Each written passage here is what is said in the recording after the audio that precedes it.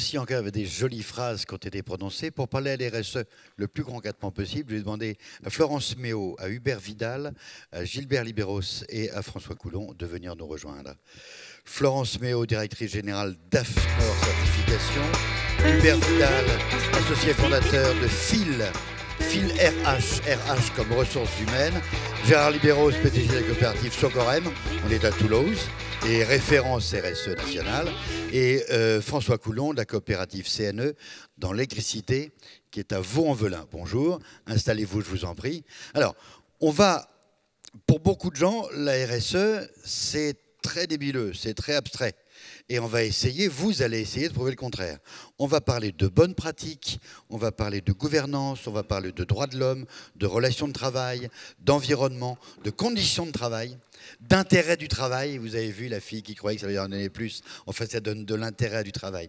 Des relations avec le consommateur, des relations avec les clients. On va parler d'éco-conception, on va parler d'innovation participative, de bonnes pratiques des affaires. On va parler presque de déontologie ou d'éthique. On va parler de communauté, on va parler de développement social. Pouf! N'oubliez pas, imaginez que je suis parfaitement neuneux, la RSE, je ne connais pas, je ne sais pas, j'aime pas, et comme j'aime pas, et comme je ne connais pas, j'aime pas. Qui prend le premier la parole? Pourquoi la RSE? Florence Méo. Ah oui. Pourquoi la RSE? Parce que c'est incontournable, indispensable. Parce que, pour rebondir ce que le président a dit ce matin, on ne vit pas une crise, on vit une profonde mutation. Oui. Voilà. Et ce qui est amusant, c'est qu'hier, on était en Assemblée Générale AFNOR et que notre président a dit la même chose.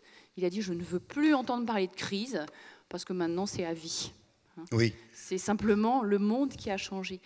Alors, mais il faut qu'on soit plus citoyen. Alors pour être plus concrète, nous avons réalisé plus de 200 de la fameuse évaluation AFAC 26 000 dont on a beaucoup parlé tout à l'heure, qui n'est rien d'autre que de venir vérifier comment une entreprise met en œuvre sa responsabilité sociétale. Et est-ce qu'elle le fait bien? Et on a réalisé une enquête auprès de ces 200 et quelques clients pour savoir pourquoi ils s'étaient lancés dans cette démarche. Alors, des entreprises qui s'étaient déjà lancées. Qui s'étaient déjà lancées et qui avaient déjà été évaluées. Donc des entreprises super courageuses et assez avancées, on peut dire des entreprises pionnières.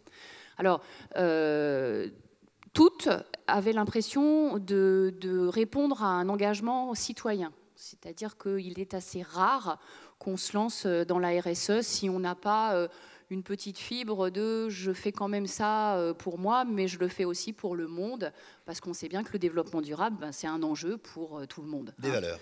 Voilà, il y a des valeurs derrière. Ensuite, il y a, et là c'est normal, c'est pour moi, je le fais aussi, il y a la volonté de se distinguer et peut-être d'avoir accès à des marchés, par exemple des marchés de collectivités publiques, dans lesquels, de temps en temps, on voit apparaître des critères qui font référence à un engagement RSE. Alors, mais c'est pas incompatible, hein, non, d'avoir plus de compétitivité avec des valeurs nobles. Tout à fait. Et d'ailleurs, les engagements de ces entreprises montrent qu'on peut faire les deux et que c'est tout à fait compatible. Environnement? Alors, l'environnement, c'est un des paramètres.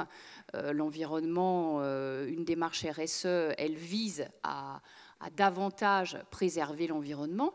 Mais elle vise aussi à nous interroger sur nos relations à cet environnement, sur nos modes de consommation, sur nos modes de fabrication. Et alors là, par une espèce de ruse, une ruse de la raison, on se rend compte qu'en voulant davantage protéger l'environnement, eh bien, on va soi-même être conduit à des innovations, parce que le sujet de la table ronde, c'est quand même l'innovation. On va être conduit à innover parce qu'on veut émettre moins de déchets, par exemple, ou parce qu'on veut consommer moins. Et donc, on se rend compte que l'innovation peut jaillir de cette idée noble de préservation de l'environnement. Donc, les deux valeurs et intérêts sont loin d'être incompatibles. Alors, ça a l'air quand même compliqué, difficile. On a dit 14 000, 26 000 audits, j'ai une note de 3, j'ai une note de 4, oulala, c'est compliqué. La RSE, c'est pas si difficile que ça. On donne un exemple, François Coulon, coopérative CNE, électricité. Oui, tout à fait. Combien de formations au départ? Quelle volonté? Qu'est-ce qui vous motive? Ce qui nous a Racontez. Je dirais ce qui nous a motivés, c'est d'une part, c'est quelque chose qui est... c'est une démarche naturelle pour les scopes, déjà. Excusez-moi, je n'ai pas l'habitude de parler avec un micro. Donc c'est une démarche naturelle pour les scopes. Naturel? Naturelle, oui. Plus naturel que pour une SA? Oui, parce que ça, je dirais, dans la démarche d'une scope, il y a quand même la nature de l'homme, etc. Enfin, tout ce qui tourne autour des personnes. Florent, ne flagornez pas. Je sais bien qu'il n'y a que des scopes, mais il y a une fibre plus naturelle, il y a un penchant plus naturel de la part des scopes ou pas? Ça a été un peu dit tout à l'heure. Il y a en effet dans la structure juridique, la redistribution des résultats, la participation au capital, il y a forcément une implication du personnel qui est favorisante. Maintenant, il ne faut pas s'abriter derrière ça, parce qu'on peut être une scope et... Voilà. Mais bon, je pense qu'il y a au départ un petit gène. On va dire un petit gène. C'est un peu dans l'ADN des scopes. C'est un peu dans l'ADN des scopes. Bon. Je dirais simplement pour parler de l'historique, de la manière dont nous sommes arrivés à faire de la RSE, entre guillemets. Simplement, c'est un groupe d'entreprises du BTP de la région lyonnaise, avec Constructis d'ailleurs, il faut bien le noter, et un organisme de formation. Nous sommes réunis pour justement aller faire cette démarche de RSE. Donc cette démarche, c'était 10 entreprises du BTP, dont 4 scopes de la région. Et donc c'est une démarche qui a été un petit peu longue, mais qui a duré une année pour aller vers l'évaluation. Mais c'est comme une psychanalyse? Non, c'est pas une psychanalyse. C'est une introspection. C'est une façon de se regarder à l'intérieur, de voir comment on travaille. Qui suis-je, où vais-je? Voilà, et c'est surtout une façon de voir quels sont nos partenaires, de les découvrir et même souvent de les redécouvrir. De redécouvrir vos partenaires? Oui, parce qu'il y a des gens avec lesquels on travaille tous les jours et on ne sait pas que ce sont des partenaires. Gérard? Oui, alors, la Fédération des scopes du BTP s'est intéressée à la RSE après, dans le cadre du développement durable à partir du congrès 2008 en Avignon. La RSE, ça n'est pas une fin en soi. Et comme l'a évoqué Florence, il y a un changement de paradigme complet, assez lourd aujourd'hui. Et donc il va se combiner avec la RSE. Et alors ce changement de paradigme, c'est un changement de monde en fait. On voit bien que dans le respect de la planète, avec les critères d'ici 2020 et 2050, c'est pas imposé, mais c'est quasiment forcé pour tous les acteurs. Donc la RSE derrière ça, nous on l'a vu comme étant un miroir, ou en tout cas un reflet des changements. Tout à l'heure ça a été dit, je crois, c'est de changer d'organisation. Moi j'aime à dire, si on a un système qui ne fonctionne pas, il faut le décongeler pour recongeler autre chose. Alors la grande question par rapport à ça, et qui vient systématiquement dans tous les intervenants et dans toutes les têtes, c'est comment y allons-nous, à quelle vitesse, et il ne faut pas que ces changements-là soient, disons, plus risqués pour les entreprises, mais aussi pour tout l'environnement économique qu'il y a, que ce soit entreprises ou autres, dans le secteur de la construction. Donc la grande question qu'il y a, c'est effectivement comment avoir à la fois une vision la plus claire possible de ces enjeux, la prise de conscience réelle de ces enjeux, dans la conduite du changement que l'on doit avoir dans sa propre organisation, ça a été dit un petit peu. Et le troisième élément, qui est fondamental, et ça a été dit aussi, je crois, dans les précédentes interventions, c'est comment nous créons des organisations plus collaboratives pour qu'il y ait plutôt une synergie que des cloisonnements comme on a connu dans nos systèmes précédents. Bon, Hubert Vidal, vous intervenez quand vous voulez, mais attendez, je voudrais continuer l'histoire. Là, vous décidez, avec plein d'autres entreprises de votre région, la région lyonnaise, de faire ça. Tout à fait. Sauf que c'est des mecs, c'est de la formation, ça coûte cher, c'est du temps perdu. C'est un organisme extérieur qui n'y connaisse rien. Exactement. Déjà, il y a une chose qui est importante pour tout le monde, c'est que la RSE, ce n'est pas comme les normes ISO 9000, 14000, etc., où il y a un audit derrière, on est obligé de donner des papiers, de fournir des explications, etc. Ce n'est pas du tout la même chose, on en reparlera, je pense, tout à l'heure, un petit peu plus tard, sur la manière dont ça se passe derrière. Là, donc, pour revenir sur la manière dont ça s'est passé, donc, ces trois groupes dans chaque entreprise la direction d'un côté, l'encadrement, et troisième groupe, les salariés.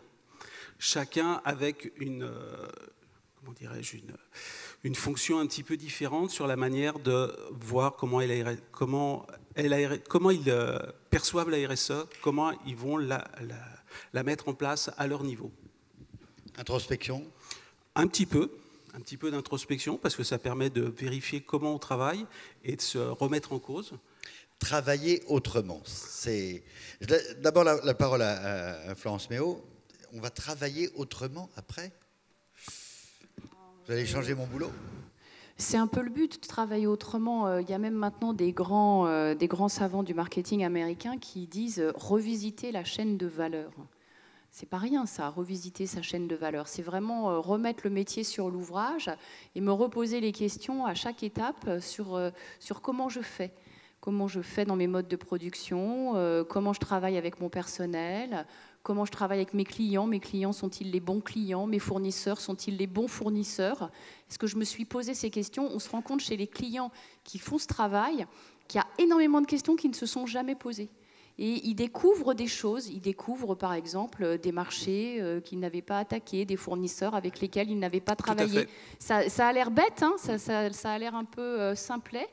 Mais finalement, c'est vraiment l'entreprise, le mot savant dans l'ISO 26000, c'est la sphère d'influence. C'est moi, entreprise, qui est une tendance un peu au repli sur moi. Alors, moi aussi, hein, je dirige une entreprise, moi aussi, j'ai tendance au repli sur moi. Hein, il faut être humble, mais on est tous entreprises à vivre. On disait tout à l'heure dans une des vidéos, c'est très dur le changement, qu'on soit un dirigeant, qu'on soit un ouvrier, c'est très très dur. Donc on a sa petite sphère d'influence et quand on commence à faire une analyse un peu plus fouillée, on se rend compte que notre sphère d'influence est beaucoup plus grande qu'on ne l'imagine.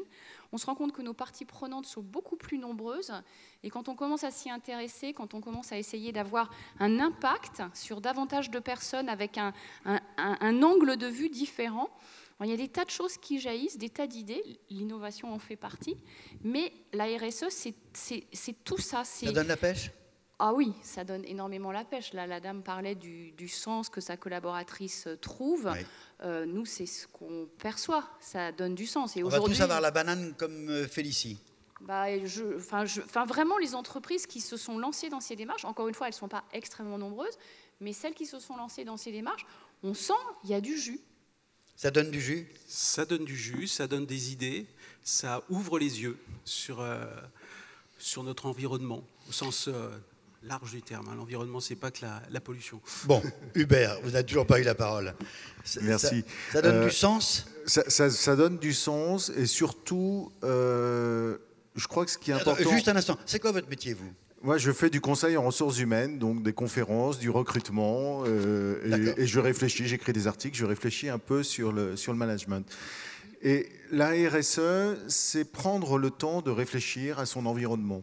C'est se remettre en cause, c'est remettre l'homme au milieu de l'entreprise aussi, l'homme au milieu de son environnement. Et ça, je crois que c'est ce que disait le président Pétet tout à l'heure, c'est l'ADN des Scopes, que vous le vouliez ou non, pour les profanes qui sont comme moi, qui travaillent avec une multitude d'entreprises.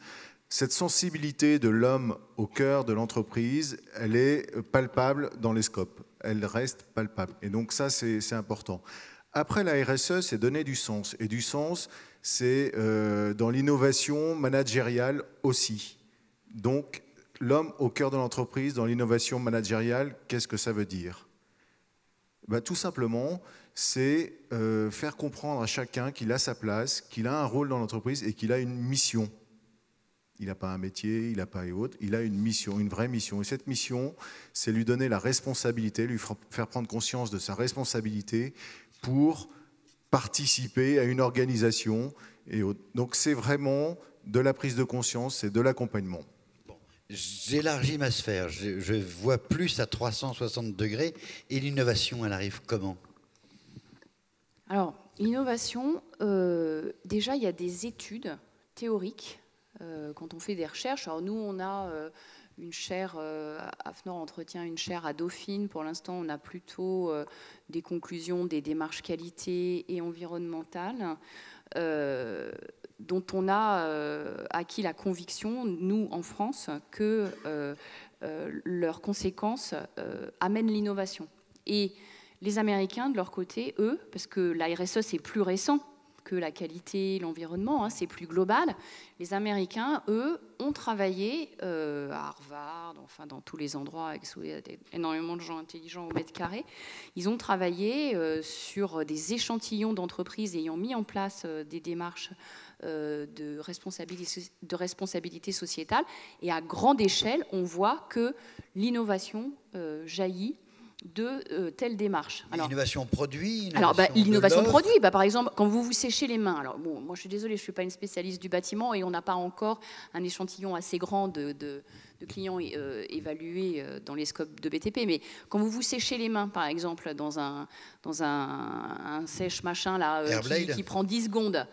Ça, c'est une boîte qui a travaillé sur la réduction de l'électricité fournie pendant un séchage de main. Le Airblade de Tyson. Il y a des exemples comme ça, quand vous allez sur Internet, il y en a des centaines de mille. Il y a la direction des constructions navales qui a travaillé sur un bateau éco-conçu. Ils ont eu des idées super sioux pour le construire et finalement ils ont inventé des choses qui vont récupérer sur d'autres navires pas éco-conçus. C'est-à-dire quand on est pris dans des contraintes et qu'on doit réduire ses consommations, qu'on doit faire les choses plus vite en moins de temps, c'est comme ça qu'on est passé de la roue au chemin de fer. Alors là, on a un peu l'impression qu'il va falloir qu'on fasse l'inverse. Presque. On va falloir réinventer la roue. Mais bon, là, je plaisante. Mais vous voyez que le bon sens induit l'idée que se creuser conduit à l'innovation. Le bon sens, en fait, est-ce que ça n'enfonce pas des portes ouvertes ? Peut-être oui, parce qu'on revient un petit peu sur des valeurs de bon sens, mais avec aujourd'hui des nouvelles méthodes, et l'innovation en fait partie. Il faut nommer ce qu'on faisait intuitivement ? Non, c'est pas ça. C'est qu'aujourd'hui, on change de paradigme. Je le disais, c'est que l'innovation, vous l'avez dit, à 360 degrés. Bon, ça veut dire énormément, beaucoup de choses, mais c'est flou. C'est quoi l'innovation à 360 degrés, particulièrement dans la construction? Nous avons quand même un certain retard, puisqu'on est plutôt dans le top-down, en partant du haut vers le bas, savoir que l'innovation était faite chez les industriels, avec des produits qui étaient quasiment catalogués. Et les acteurs ici de la construction, quels que soient les lots, ne me démentiront pas quand les choix ils sont limités à ce qu'on a sur le catalogue. La grande différence, c'est qu'aujourd'hui, on voit l'innovation par les besoins, par les usages, c'est-à-dire à l'autre bout de la chaîne. Et que là, on remonte à quelque chose qui est une conception complètement différente. Vous avez parlé de l'exemple, mais il y en aurait plein d'autres qui permettraient effectivement de voir qu'aujourd'hui, on s'intéresse. Vous avez parlé de l'innovation technologique, évidemment. On connaît bien depuis des décennies, voire après la Deuxième Guerre, ça a été la priorité des priorités. Les laboratoires de recherche, c'était sur les produits, les systèmes.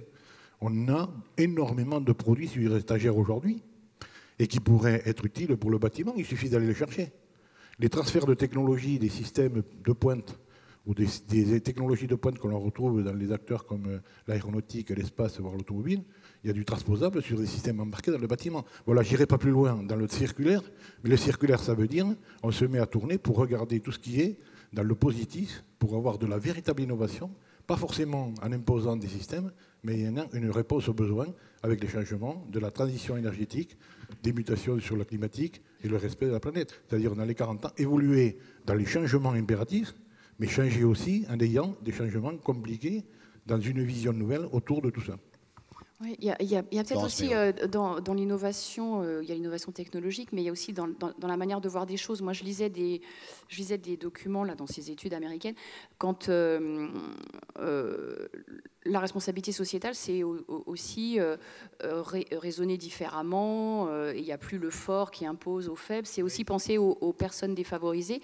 Et dans ces fameuses études, les Américains montraient qu'en s'intéressant, par exemple, à une clientèle de handicapés, donc là aussi, on peut mélanger un sens humain et un sens business, des entreprises, en s'intéressant à des populations défavorisées, ont découvert des marchés qu'elles avaient totalement méprisés, et qui sont devenus pour eux des marchés intéressants, et pour les personnes défavorisées, l'accès à des produits et à des services qui n'étaient pas faits pour elles. Dans le bâtiment, je ne sais pas si je dis, Il y a si je dis une l'accessibilité. ânerie, c'est l'accessibilité, par exemple. On est en plein dedans. Et donc, j'imagine qu'une entreprise qui va se pencher sur les questions d'accessibilité, même si ça lui paraissait super rasoir il y a 15 ans, bah aujourd'hui, ça peut être intéressant. Bon, alors, ça, c'est les études américaines. Revenons en France, du côté de Vaux-en-Velin.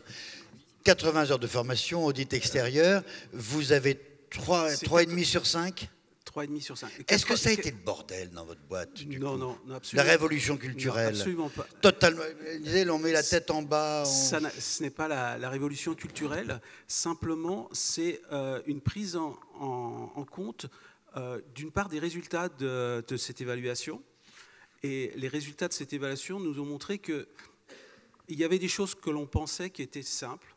On est dans une autre scope, donc on est dans une maison de bisounours, tout va bien. Et on s'aperçoit que la vision des... Je parle pour nous, je ne parle pas pour les autres, c'est notre expérience. On s'est aperçu simplement que la vision des salariés, ce n'était pas la vision de la direction. Ça, vu par l'évaluateur, ce n'est pas la même chose. Et donc, on s'est aperçu qu'il y avait bien de la communication, mais elle n'était pas formalisée comme il fallait. On s'est aperçu qu'il y avait des marchés qu'on n'allait pas voir. Ça veut dire des drames? Non, ce ne sont pas des drames, ça ouvre les yeux. D'accord. Ce n'est pas un drame, ça ouvre les yeux. Et ça pérennise? Bien sûr. C'est un moyen de pérenniser l'entreprise? C'est un moyen, comme je vous dis, d'ouvrir les yeux. Et quand on ouvre les yeux, on ouvre des marchés. D'avoir une culture commune, si on n'en avait pas une? C'est très important. Vidal. Oui, c'est important. Ce que je voulais dire sur la RSE, c'est que pour vos collaborateurs, la RSE fait appel à quelque chose de nouveau qui est la valeur. Et la valeur, c'est vraiment quelque chose qui fait bouger les gens et qui les fidélise, et c'est l'attention qu'on leur porte. Il y a un exemple que j'adore, qui est une entreprise aux États-Unis qui fabriquait des casques de moto. Cette entreprise avait de gros problèmes de qualité, transposés sur vos chantiers et autres, des problèmes de qualité, de sécurité et autres. Et toute une multitude de consultants sont passés et impossible de trouver une solution parce que les tâches étaient très répétitives et généraient des problèmes de qualité. Et les dirigeants de cette entreprise ont essayé de trouver une solution, et ils ont trouvé une solution par le sens.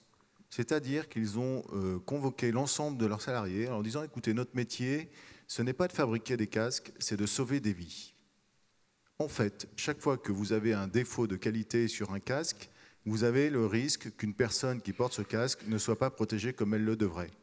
Donc, ça a donné du sens, et cette entreprise a eu d'excellentes performances en ce qui concernait la qualité de ses produits. Je voulais vous donner cet exemple parce qu'il est important, c'est la valeur, c'est le sens et la responsabilité sociétale dans l'entreprise, c'est un petit peu ça aussi. Voilà. Alors le temps passe trop vite. Il y a les exemples qui sont peut-être trop beaux, enfin en tout cas qui sont peut-être trop exemplaires. C'était dans une association de PME dans le bâtiment, Alpes-Maritimes. Ils se regroupent et ils font une démarche RSE. Ils sont surpris par la rapidité du retour sur investissement, comme on dirait chez les capitalistes. 5 700 000 € de nouveaux marchés gagnés par les entreprises participantes. Ils étaient une quinzaine. C'est l'UPE 06, un regroupement CGPME et MEDEF. Est-ce que ça marche bien en termes de business? Vous qui avez l'expérience, Florence. Combien vous me dites qu'elles ont gagné, là? C'est un exemple qui était dans le journal des Scop BTP. Association UPE 06, regroupe... j'ai pas le nom d'entreprise, mais enfin, c'était une quinzaine. Non, alors là, nous... Enfin, en gros, tout de suite, il y a du business. Oui, nouveau. alors dans l'enquête qu'on a dépouillée, on a un certain nombre de clients qui ont réussi à obtenir des marchés nouveaux. Oui. On a des clients qui, grâce au bilan responsable de leur activité RSE que nous leur avons remis, ont convaincu des parties prenantes, les ont emmenés avec eux, ça c'est une certitude.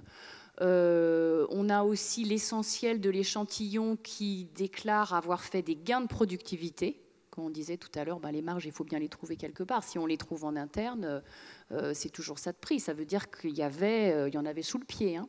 Et on trouve ensemble des gains de productivité. Oui. C'est pas à bas les cadences infernales. Ah non, non, c'est pas du le tout. retour au travail, pas le retour au travail posté. On trouve, c'est des gains de productivité intelligents. Alors, il n'y a pas de gains de productivité pas intelligents, mais c'est des gains de productivité qui ont été travaillés ensemble dans des plans d'action. Librement consentis. Librement consentis par les collaborateurs. Et enfin, tout le monde a la conviction d'être mieux armés pour la suite. C'est-à-dire qu'ils parlent tous d'investissement pour l'avenir.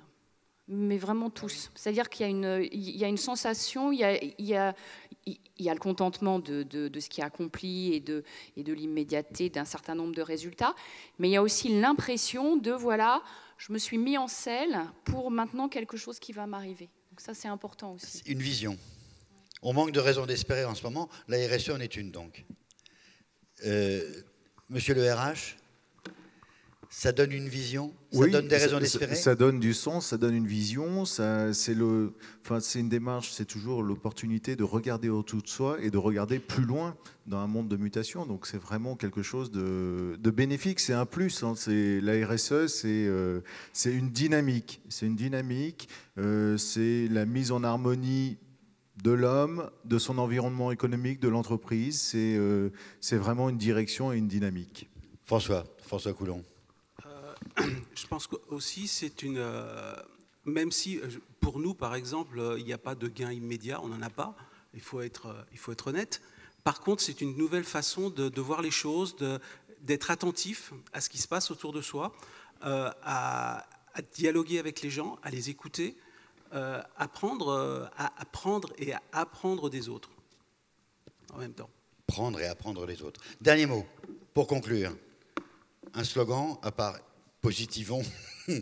Oui, positiver, mais la RSE, c'est un formidable outil pour avancer dans une vision nouvelle, en ayant effectivement une conscience des nouveaux enjeux, une adaptation de l'entreprise dans son étendue, la plus totale, donc avec les salariés, ce qui est assez nouveau aussi, qui permet effectivement soit de changer, de s'adapter, mais également de trouver de nouveaux marchés, parce que souvent on ne connaît pas le périmètre de ces marchés, donc ça permet d'aller plus loin.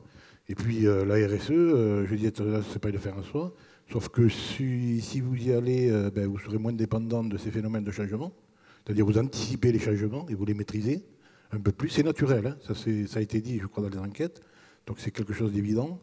Et puis l'enjeu, c'est un enjeu communautaire, à savoir que lorsqu'il y aura un maximum d'organisations qui auront refait de la RSE, on aura décongelé, on aura recongelé quelque chose de nouveau, avec des nouveaux paradigmes, on aura des échanges qui permettront des nouvelles activités. Et Dieu sait si des nouveaux marchés sont en train de poindre. Hein. Et donc pour le bâtiment, ce sont des enjeux de développement avec des niveaux très élevés. Vous aurez le mot de la fin. Il n'y a pas de clients heureux sans des collaborateurs heureux, c'est de vous ça? C'est exactement ça. Une démarche qui est excellente dans le cadre de la RSE, c'est de remettre le collaborateur au sein de l'entreprise, parce que si le collaborateur s'épanouit, c'est toute la chaîne de valeur qui est revisitée, comme le disait Florence Méo. Et puis, je crois que Florence Méo pratique au sein de son entreprise un programme de bien-être des collaborateurs au service des clients, in fine. Et ça fait partie de la RSE et je trouve que c'est vraiment un très bel exemple. François Coulon. J'ai deux choses à vous dire. La première chose, c'est qu'il ne faut pas avoir peur des RSE, parce que d'abord, c'est simple, entre guillemets. Et deuxièmement, vous n'avez pas quand vous n'avez pas d'audit derrière, c'est une évaluation. Et une évaluation, vous n'avez pas des documents à fournir, des piles de justifications à faire. C'est un dialogue avec un évaluateur. Et donc ça, c'est relativement simple et c'est, je dirais, très agréable pour les gens qui sont évalués. Donc c'est pas traumatisant. Dans le même, et une chose qui est aussi très agréable, c'est que pour nous, je ne sais pas si à l'AFNOR ça se passe de la même façon, l'évaluateur à la fin de la journée d'évaluation nous a fait un compte-rendu et je dirais une première approche de son évaluation sur notre entreprise. Et donc on a un retour immédiat, même si... Et c'est difficile à entendre ou pas? il y a des choses qui sont difficiles à entendre et puis il y a des choses qui sont très agréables à entendre. Ouais. Donc ça, c'était... c'est impliquant. Hein. C'est très impliquant, ouais.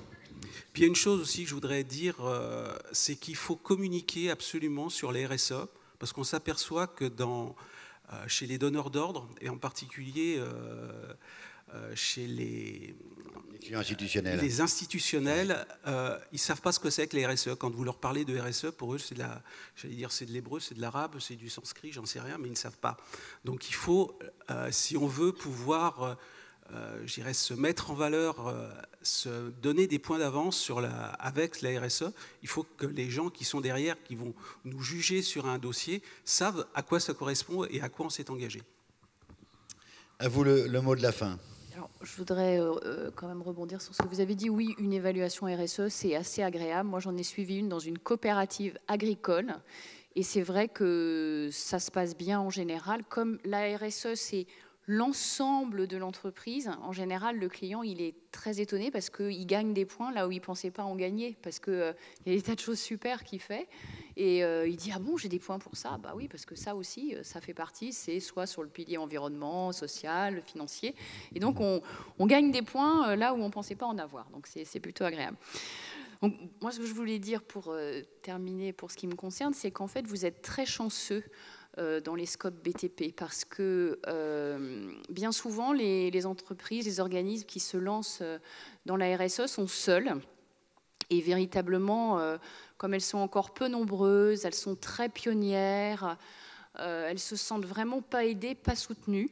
Et pour moi, après avoir épluché ces 200 enquêtes, j'en suis arrivée à la conclusion que le meilleur moyen de bien conduire sa démarche, c'est de se benchmarker à l'intérieur de sa profession.